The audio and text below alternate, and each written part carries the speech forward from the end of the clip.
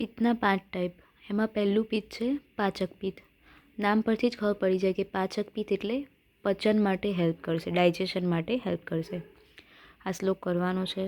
પિત્તમ પંચ આત્મકમ તત્ર પક્વ આમાશય મધ્યગમ પંચભૂત આત્માકત્વ અપિયત તેજસ ગુણ ઉદયાત ત્યગ્દ્રવતમ પાકાદિ કર્મણા અનલ શબ્દિતમ પચતી અન્નમ વિભજતે સાર કિટ્ટો પૃથક તથા તત્રસ્થમ એવ પિત્તાનામ શેષાણામપી અનુગ્રહમ કરોતિ બલ દાનેનમ પાચકમ નામ તતસ્મૃતમ.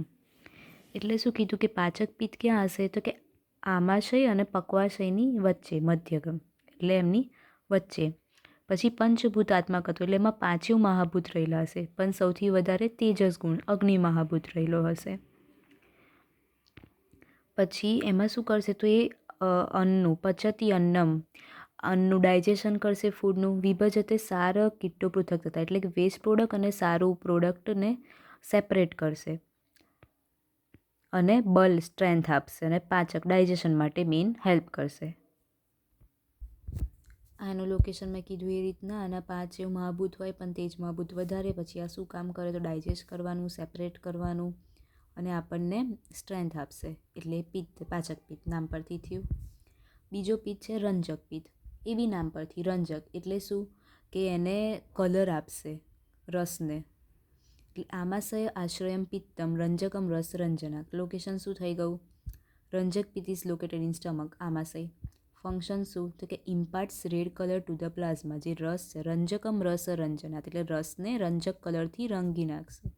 એટલે કે રેડ કલર એની સાથે હશે, પ્લાઝમાની સાથે. ત્રીજું છે સાધક પિત્ત.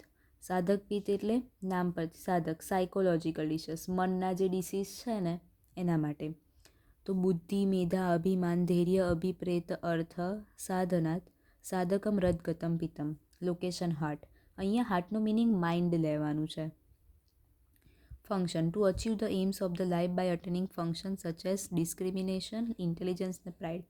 આપણા જે મનને ડિસિઝન લેવાવાળા જે કામો છે એ આના લીધે થશે. ઇન્ટેલિજન્સ, બુદ્ધિ, જે ગર્વ, ધૈર્ય છે, પછી અભિમાન ને અભિપ્રેત એટલે કશું મેળવવા માટેનું જે હોય ને એ માટે. તો સાધક પિત્ત એ શું? કોઈ બી સાયકોલોજીકલ ડિસીઝ હોય ને તો પહેલાં સાધક પિત્ત સરખું કરવું પડશે. એટલે જેમ કે ડિપ્રેશન છે, એન્ઝાયટી છે, એવી કોઈ બી મનની ડિસીઝ હોય તો સાધક પિત્ત સરખું કરવું પડે. ચોથું છે આલોચક પિત્ત. એ બી નામ પરથી આલોચક.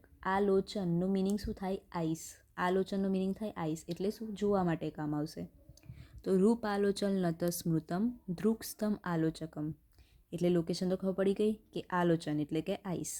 અને ફંક્શન શું? ધ્રુક્ષતમ આલોચકમ એટલે જોવા માટે, હેલ્પ્સ ઇન વિઝન માટે. એટલે જો આંખની તકલીફ હશે તો આલોચક પિત્ત સરખું કરવું પડશે. અને પાંચમું છે ભ્રાજક પિત્ત. ભ્રાજક એટલે શું? કોમ્પ્લેક્શન, વર્ણ દેવા માટે, સ્કિન માટે.